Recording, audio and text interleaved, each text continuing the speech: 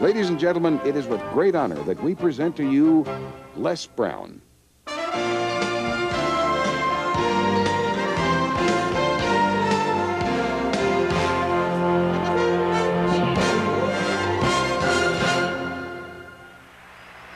What I'd like for you to do right now, I want you to think about your dream, because I'm in a room full of dreamers.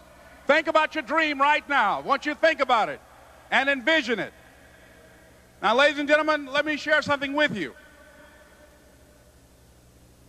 I do not believe that any of us have dreams that were not given to us for the purpose of accomplishing those particular dreams. And I want to share something with you that has changed my life.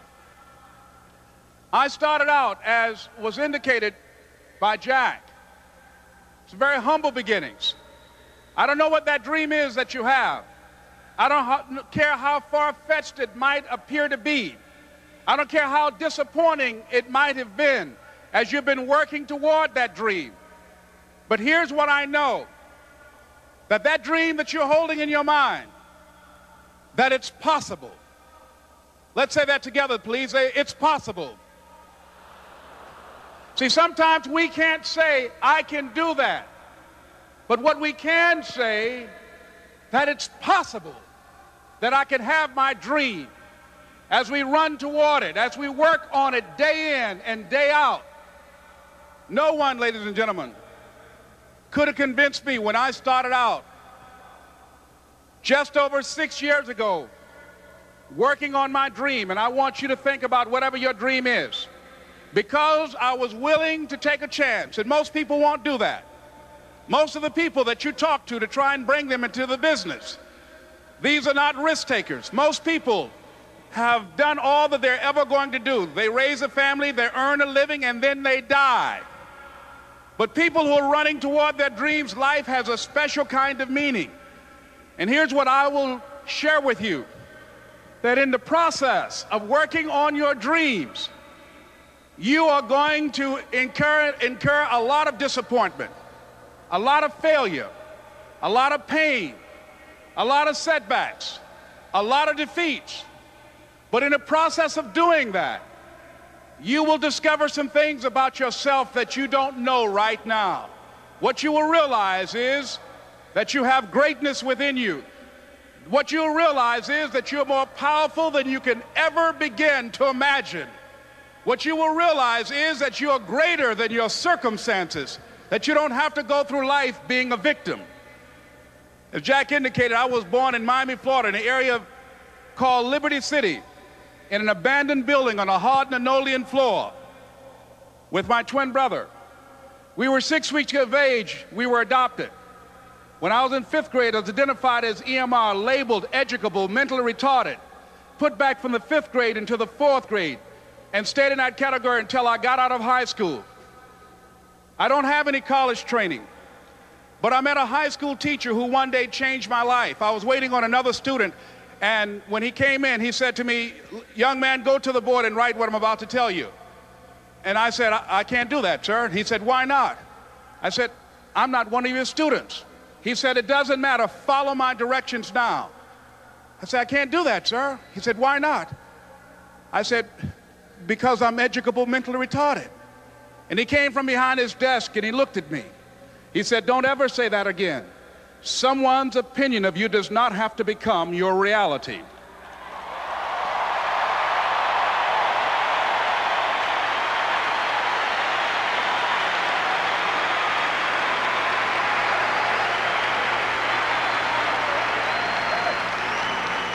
And that man, Mr. Leroy Washington, did something for me. He started planting seeds in my mind that enabled me to begin to dream, as Dexter has been doing for you.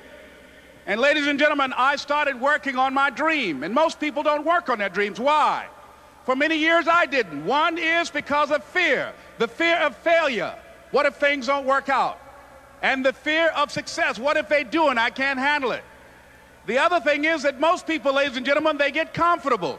They stop growing, they stop working on themselves, they stop stretching, they stop pushing themselves, and they end up becoming very cynical about life, and they throw in the towel on themselves and on their families and on their dreams. And the other thing is that most people don't feel worthy. What I'm doing now, I could have been doing years ago.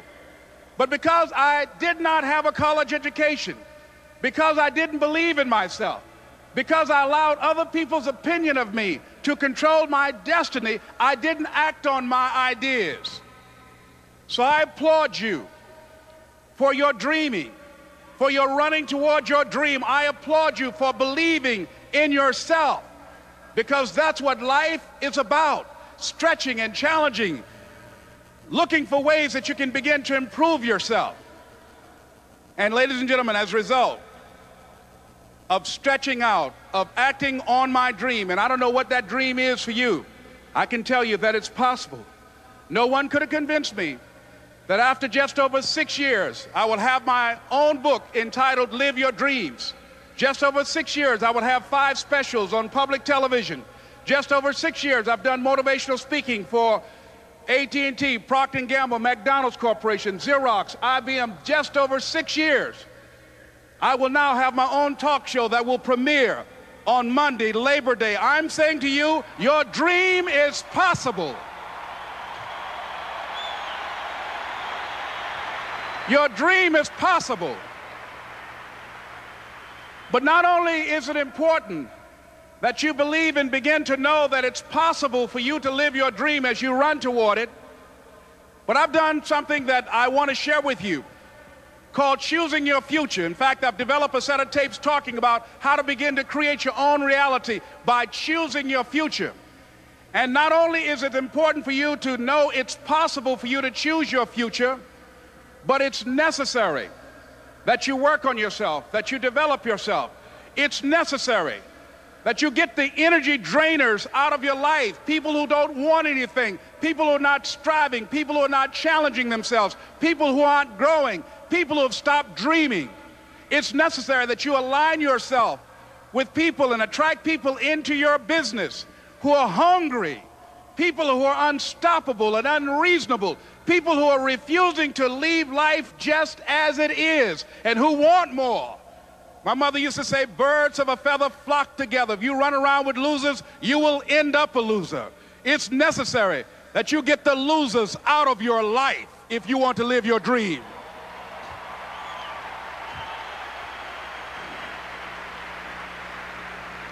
It's necessary to know that everybody won't see it, that everybody won't join you, that everybody won't have the vision.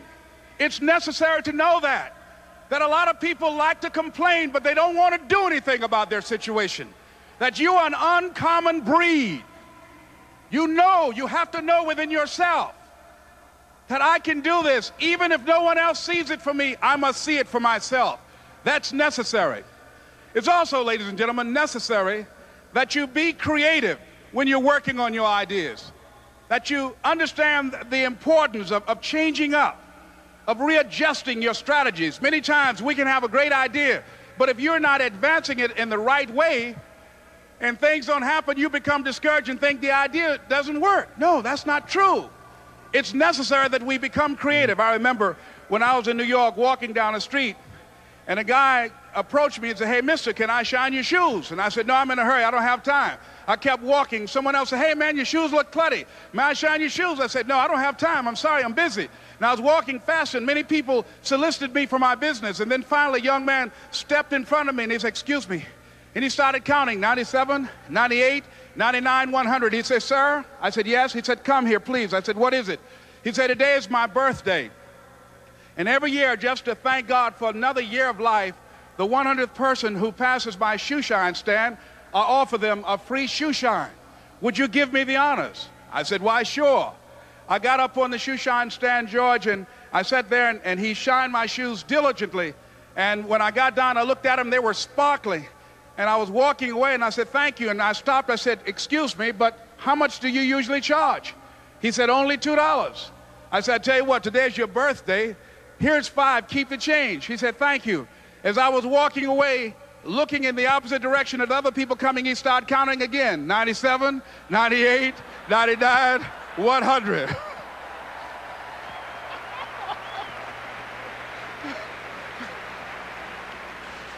It's necessary that you be flexible, that you are always thinking of how can I improve this better.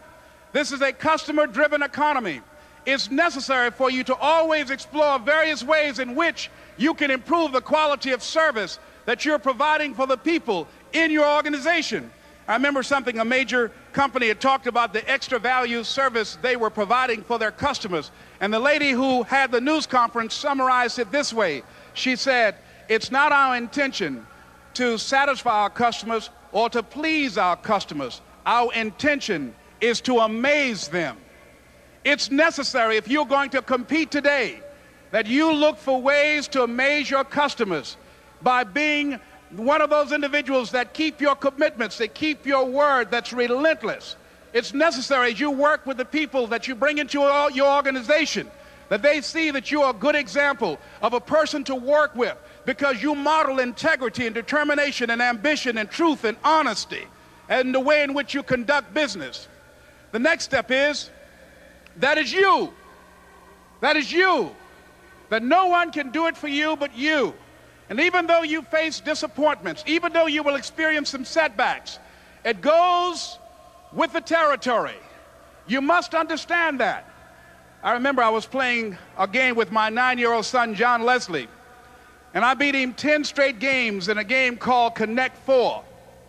And finally, I said, John Leslie, I'm bored. I don't want to play you anymore. And I got up. I said, I'm ready to go to sleep now. And repeat after me, please. Let's say this together. It's not over until I win. John Leslie said, no, you can't go now, Dad. I said, why? He said, it's not over until I win. That was his attitude. We sat down and we played several other games. And finally, after the 11th game, John Leslie won, and he got up and he yawned. And he said, I'm ready to go to sleep now. And I'm saying to you, what if all of us took that attitude after we face a rejection and a no, or we have a meeting and no one shows up, or somebody say, you can count on me, and they don't come through? What if we have that kind of attitude? The car's repossessed. Nobody believes in you. You've lost again and again and again. The lights are cut off, but you're still looking at your dream, reviewing it every day, and say to yourself, it's not over until I win.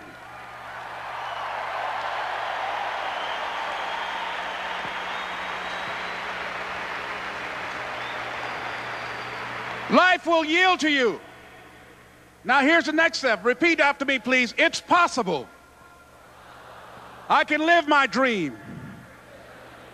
It's necessary. I work on myself. Surround myself with winners. Become creative. It's me. I've got to make it happen. It's not over until I win.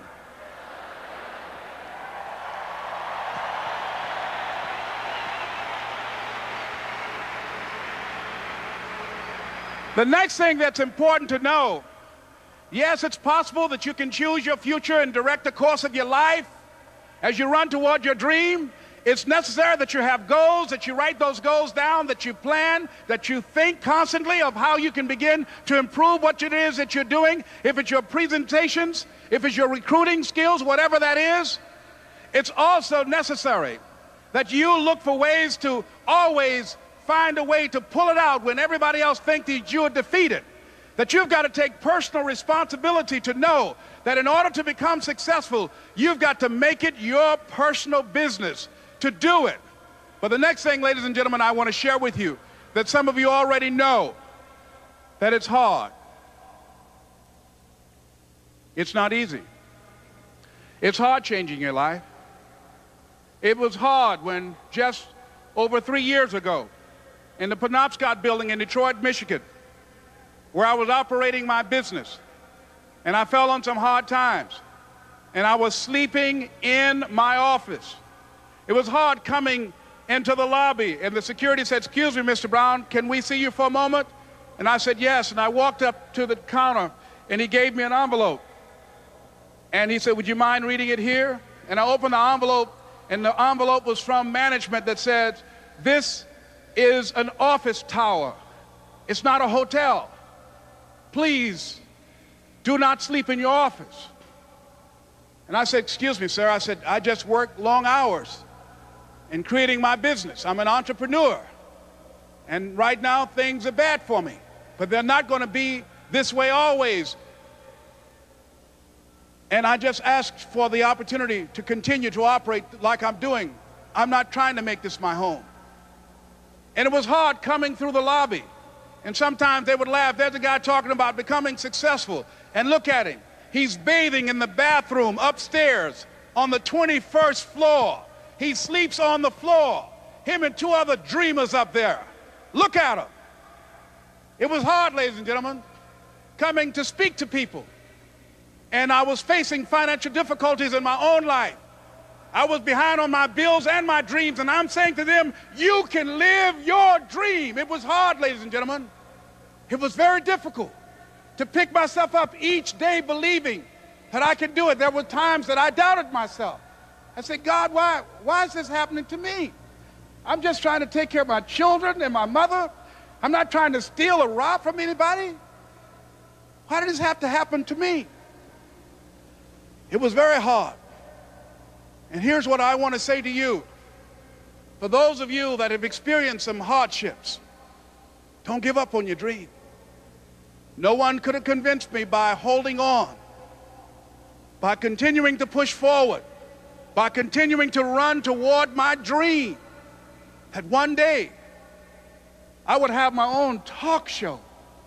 It's a long shot, ladies and gentlemen, from Liberty City, an abandoned building on a floor, never knowing my mother or father. It's a long shot. Being here with you today in this dome in Atlanta, it's a long shot. No college training, labeled educable, mentally retarded, but I kept running toward my dream.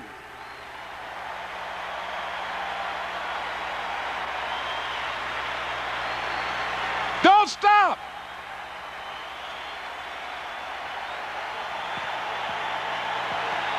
Don't stop.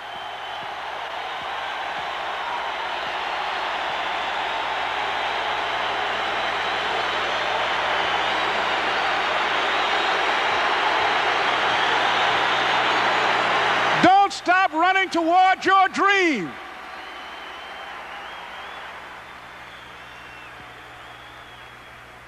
It's very important as you hold on to that dream.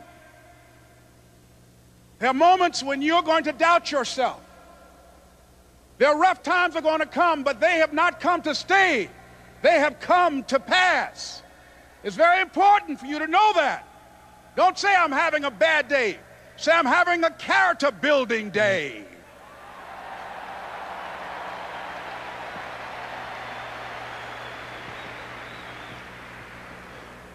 It's very important for you to believe that you are the one to make this happen. I remember this high school teacher, Mr. Leroy Washington, at the end of school one June, it was just a few days before we were supposed to leave, and I just got my report card, and it indicated that I'd failed history, and I'd failed English, and I would have to go to summer school. And I was feeling within myself that I was a failure, that I'm slower than most people in getting paperwork, and I was feeling down on myself and very negative. And Mr. Washington was giving a speech to the graduating seniors, and I was in 11th grade.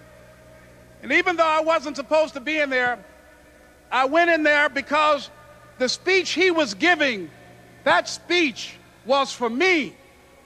And as he talked, my heart began to beat fast. Tears began to run down my eyes, and I was in the back just listening to him because he said, and he was a very dramatic man. I still talk to him to this day. He said, as graduating seniors of Booker T. Washington High School, I want you to know that you're blessed and highly favored, and that as you go toward the future, begin to know that you have greatness within you. And if just one of you here begin to envision yourselves as being blessed and highly favored to reach your goals, if just one of you capture the essence of what that means, that you have greatness within you and a responsibility to manifest that greatness, that you can make your parents proud, you can make your school proud, you can touch millions of people's lives, and the world will never be the same again because you came this way. And the students gave him a rousing standing ovation. And as he left the auditorium, I ran down the steps and I caught him in the parking lot. I said, "Mr. Washington?" He said, "Yes." I said, "Do you remember me, sir?" He said, "No." I said, "My name is Leslie Brown. My mother, she works in the cafeteria here. I'm one of the twins, Leslie and Wesley." I said, "Mr. Washington, but you know, I got these big dreams. You know, I like talking to people. I love people." I said, I want to work with people, and I got this dream of buying my mama a home. Could I do that, Mr. Washington?" He said, "It's possible, Mr. Brown." And as he walked away, I called him again. I said, "Mr. Washington?" He said, "What do you want now?" I said, "I'm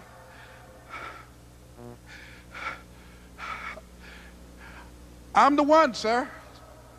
I said, "I'm the one. You remember me, sir. I'm Miss Mamie Brown's boy. I'm the one. I'm the one."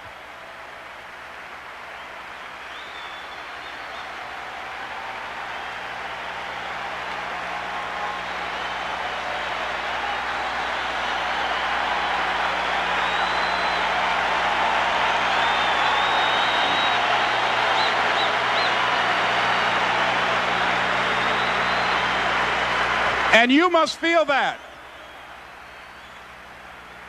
why you're here, because you are the one. And I remember when PBS first played one of my specials called "You Deserve" one Sunday afternoon in Miami, Florida. I had some friends call him to tell him to tune in. And he watched the program. He called me in Detroit, and I answered the phone. I said, "Hello." He said, "May I speak to Les Brown, please?" I said, "Who's calling?" He said, "You know who this is." I said, "Oh, Mr. Washington, it's you." He said, "You were the one, weren't you?" I said, "Yes, sir." He said, "And you were so crazy." I said, "I know, but I'm rich now."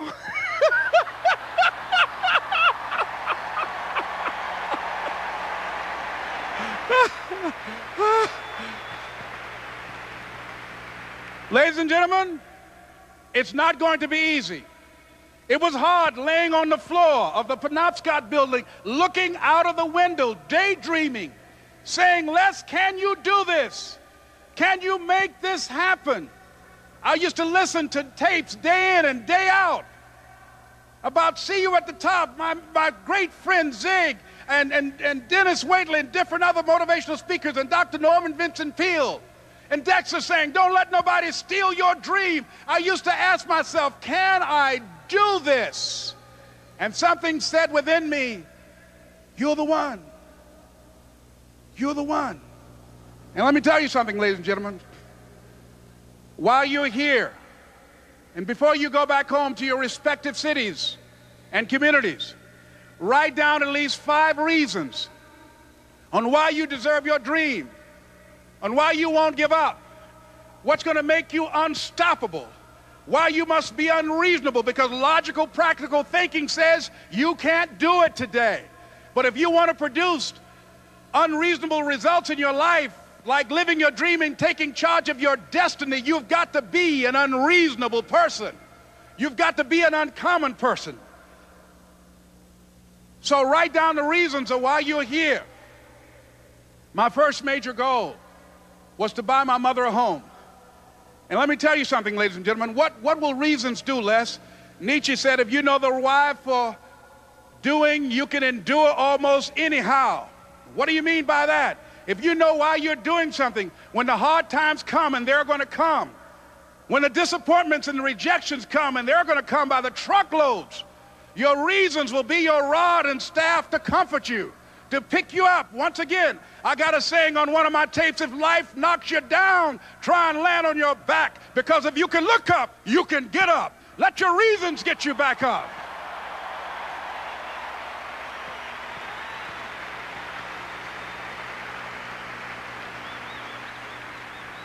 I remember when I bought the home for my mother, and she came out of the car. When I opened the door, I said, "Mom, I think I know these people in this house." That was my first major goal. And then I couldn't conceal it anymore. I said, Mom, I got this for you. And as she went from room to room, looking at the house and saying, thank you, Jesus. Thank you, Lord. No one ever could have convinced me that this could have happened to me. And she looked at me and she said, Leslie, and you caused me so much problems as a boy. You were always into stuff. She said, no one could have convinced me that day when I walked in that house and this lady was holding you and your brother. And she said, ma'am, I want you to promise me 2 things. And she said, what is it? She says, 1, promise me that you won't separate them. She said, I want them raised together. I want them to know each other. I got pregnant while my husband was away in the war, and I can't keep them. Promise me that you won't separate them. She said, I promise I won't. I've never had children. I promise I won't separate them. And she said, promise me that you'll never tell them about who I am, because if my husband ever found out, he would kill me. She said, I promise. And she said that she gave them to us, and she kind of cried, and she was walking out the door, and she looked at my adopted mother. She said, remember, don't you separate them. She said, I swear to God, I won't separate them. I'll keep them together. And she said, as I held y'all in my arms, I never had any children of my own. I didn't know how I was going to do it, but I knew with the help of God, I will do it. And ladies and gentlemen, my mother had a dream of having children and raising us. She didn't know how she was going to do it. You're going to be just like that. And some of you are already there. Well, you don't know how you're going to make this happen, but you just feel within yourself some way, somehow, with the help of God, I'm going to make it happen. Repeat after me, please. No matter how bad it is, or how bad it gets, I'm going to make it. I'm going to make it. Shake somebody's hand on your right and left and say, you got the right stuff.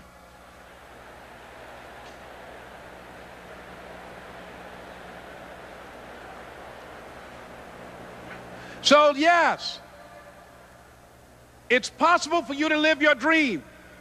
It's necessary that you associate with winners, that you work your system, that you are relentless, that you never give up.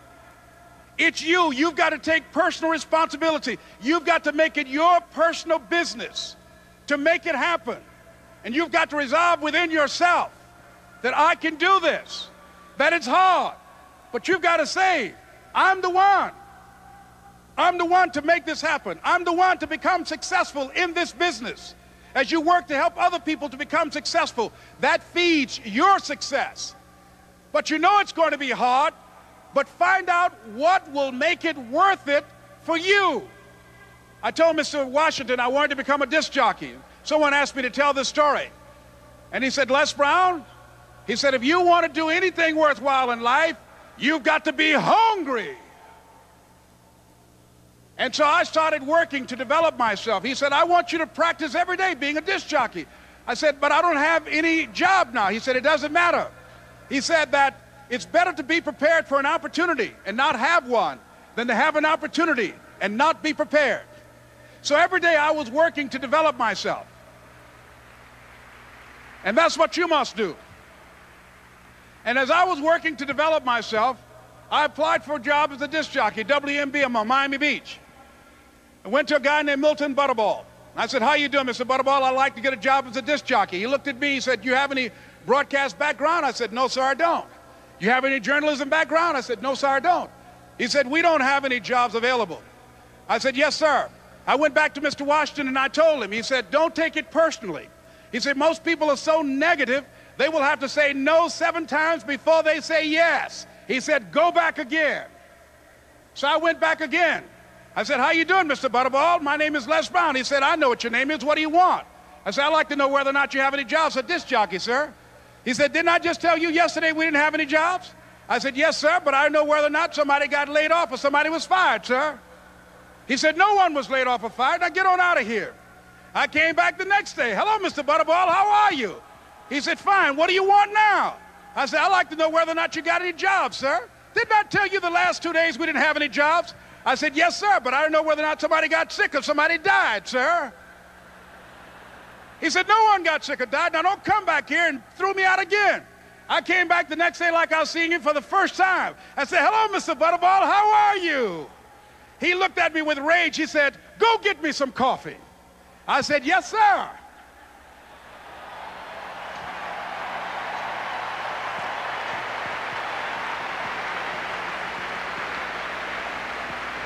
And I went to get him some coffee. After a while, I would get their lunch and dinner, and I would go in the control rooms and take the disc jockeys their food, and I would not leave until they would ask me to leave. Then they started trusting me to pick up entertainers that came to town. Entertainers like the Four Tops and the Temptations and Diana Ross and the Supremes. I would drive them all over Miami Beach in the disc jockeys' big long Cadillacs. I didn't have any driver's license, but I was driving like I had some.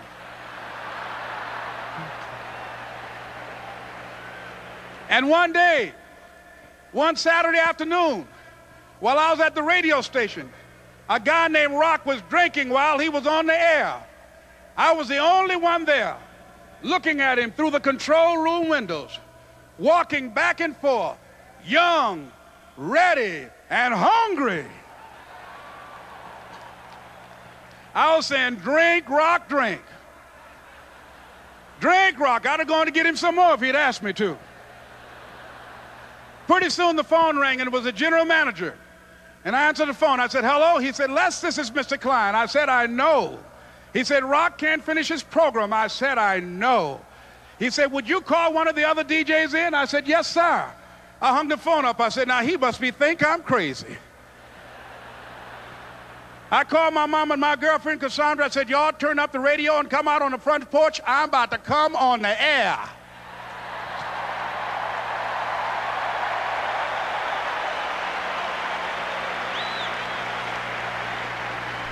I waited for about 20 minutes, and I called him back. I said, Mr. Klein, I can't find nobody. He said, young boy, do you know how to work the controls? I said, yes, sir. He said, go in there and don't say nothing here. I said, yes, sir. I couldn't wait to get behind those controls. I put on an old Stevie Wonder record called Fingertips. I sat down behind that turntable. I said, look out, this is me, LB Triple P, Les Brown, your platter playing papa. There were none before me, and there will be none after me. Therefore, that makes me the one and only, young and single and love to mingle, certified, bona fide, indubitably qualified to bring you satisfaction, a whole lot of action. Look out, baby, I'm your love man. I was hungry. I was hungry. You got to be hungry.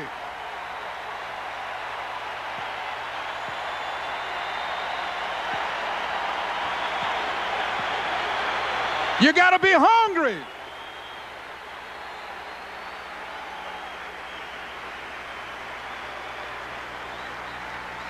So, ladies and gentlemen, if you want to make your dream become reality, the people that are running at their dreams know that it's possible that you can live your dream, that it's necessary, that you're relentless, that you have a plan of action, that you are creative.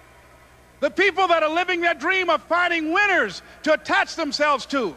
The people that are living their dreams are the people that know that if it's going to happen, it's up to them. And they're resolving within themselves, it's not over until I win. The people that are running after their dream know they're going to have hard times. They keep on running because they're saying within themselves, I'm the one, no matter how bad it is or how bad it gets, I'm going to make it. The people that are running after their dreams are the people that are hungry. Shake somebody's hand on your right and left and say, you got to be hungry.